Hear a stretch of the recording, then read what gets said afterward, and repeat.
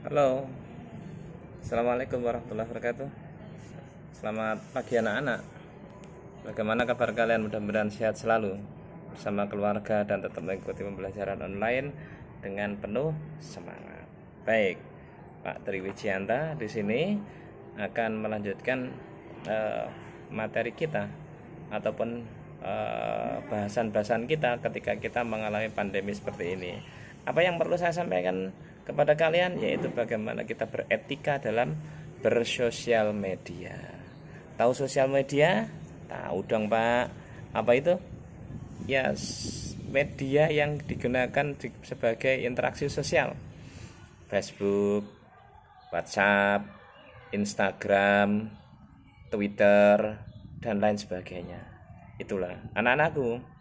Di dalam etika bermedia sosial itu tidak semudah apa yang kita bayangkan. Kita anggar pasang status, miso, bicara kotor dengan orang lain ataupun yang lainnya. Jangan, ya, mari kita berhenti.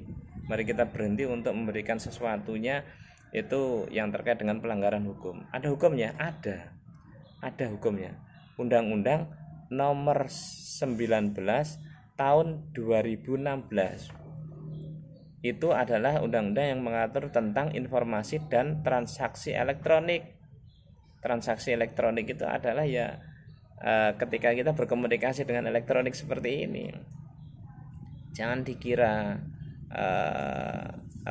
tidak ada aturannya. Ya, ada 5 pasal yang mengatur etika bermedia sosial itu, yakni pasal 27 sampai dengan pasal 30. Coba cari pasal 27 sampai dengan pasal 30 pada Undang-Undang nomor 19 tahun 2016, Undang-Undang ITE, Informasi dan Transaksi Elektronik. Nah, etika dalam berkomunikasi, apa yang perlu diperhatikan etika di dalam berkomunikasi, Bapak? Misalkan, ya, yang pertama adalah selalu perhatikan penggunaan kalimat. Memperhatikan penggunaan kalimat yang baik, yang sopan, yang santun, dan menunjukkan wibawa seseorang yang kiranya agar dihormati seseorang. Ada dalam kisah ataupun pepatah bahasa Jawa, ajining diri gumantung ana ing lati. Lati ini mulut niki, ajining raga gumantung ana ing busana. Jadi kalau kita ingin dihormati oleh seseorang bukan berarti harus hormat seperti ini, tidak. Tapi dengan tutur kata kita yang sopan, santun, di media sosial pun juga gitu, maka kita akan dihormati oleh orang lain. Yang kedua, berhati-hati dengan menggunakan huruf. Penggunaan huruf itu huruf besar, huruf kapital itu akan memberikan kesan orang tersebut kecewa, orang tersebut marah, dan orang tersebut menantang. Begitu juga yang ketiga adalah penggunaan warna dalam huruf. Penggunaan warna merah itu pun menunjukkan kesan kecewa, marah, dan menantang. Yang keempat adalah pemilihan simbol atau ikon yang tepat. Simbol emoji misalnya seperti itu. Ya, kalau misalkan simbolnya itu terlalu norak gitu, ya siapa yang bisa menafsirkan yang baik, kan enggak gitu. Berikan emoji itu yang baik-baik aja. Kemudian yang kelima adalah menggunakan bahasa yang sesuai. Ya, menggunakan bahasa yang sesuai.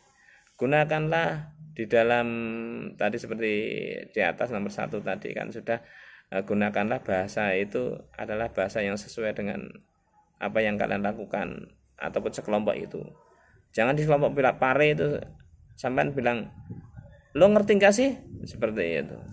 Jangan gitu. Terus menggunakan bahasa-bahasa yang disingkat-singkat. PCC seperti posisi itu gunakan bahasa-bahasa yang sesuai aja biar mudah. Kemudian yang berikutnya adalah memberikan respon dengan segera. Kalau ada hal yang ingin ditanyakan, maka segera berikan respon pada media sosial tersebut, kecuali memang HP-nya rusak gitu, pending kan ya artinya. Lalu memberikan informasi yang memiliki referensi. Kalau kalian pengen memberikan informasi, di sana ada pencurian. Referensinya dari mana? Dari Pak RT melalui rekaman, dari Jawa Pos yang terbit tanggal sekian baru bisa. Terus kemudian yang terakhir adalah tidak memancing pertentangan. Jadi kalau berinteraksi di media sosial itu jangan sampai memancing pertentangan antara satu dengan yang lainnya niku. Lalu anak-anakku, etika dalam penyebaran, menerima informasi. Hati-hati. Yang perlu diperhatikan adalah hindari penyebaran syara. Ya, ada informasi sampai tidak jelas informasi itu dari mana, kemudian mengandung unsur syara. Nah, hati-hati. Ya, unsur syara itu suku, agama dan ras. Terlalu menyalahkan orang Madura misalkan, orang Jawa misalkan, disebarkan tidak tahu asal usulnya, itu salah. Terus kemudian mengandung unsur pornografi. Unsur pornografi kalian sebarkan di media sosial. Sopo iki? Loh, tanggoku sing nyebarne sapa? Iki. Udah kamu kena dilaporkan. Kena pasal berapa tadi? Undang-undang nomor berapa? Undang-undang nomor 19 tahun 2016. Kena itu. Terus kemudian aksi kekerasan. Aksi kekerasan jangan sampai gampang diberikan, tawuran. Kemudian ada yang membunuh orang gitu, dipoto, enggak, kemudian disebarkan, jangan. Terus kemudian etika berikutnya dalam penyebaran dan menerima informasi itu cross check kebenaran beritanya. Berita kondiki dibenarkan. Jangan sampai begitu menerima langsung sebarkan. Benar sebarkan, hati-hati. Kena kita. Ingat pada waktu Presiden Jokowi yang pertama itu kan dibuat karikatur. Ya, ditangkap. Presidennya bisa memberikan penghormatan, tapi hukumnya tetap berjalan. Kemudian silahkan etika berikutnya adalah menghargai hasil karya orang lain. Begitu ada karya orang lain jangan sampai dihina gitu aja. Kemudian jangan terlalu overposting yang tidak bermanfaat terus diposting secara banyak. Kemudian berpikir tentang yang akan di-share. Saya akan melakukan share itu bagaimana ya kondisinya, itu dipikirkan. Ya, jangan terlalu berpikir tentang berpikirlah tentang apa yang akan di-share. Berikutnya etika di dalam menerima informasi dan memberikan informasi adalah jangan terlalu mengumbar informasi pribadi. Informasi pribadi jangan sampai terlalu banyak diumbar atau dibiarkan begitu aja. Kemudian jadilah pribadi diri sendiri. Ya, diri sendiri tanpa harus mencontoh-contoh orang lain yang terlalu berlebihan. Bolehlah mengagumi, tapi jangan sampai berlebihan. Kemudian jangan terlalu banyak di depan media sosial. Kalau sudah berada di media sosial, asik, jangan terlalu banyak. Lupa sholat, lupa dipanggil orang tua, disuruh untuk ini, untuk itu, sudah. Nanti hasilnya malah tidak karuan. Ya, itu. Kalau kurang jelas silahkan buka kembali kiriman saya di PDF dan kalian bisa membaca ulang. Kemudian silahkan mari kita lakukan buka link, kemudian melakukan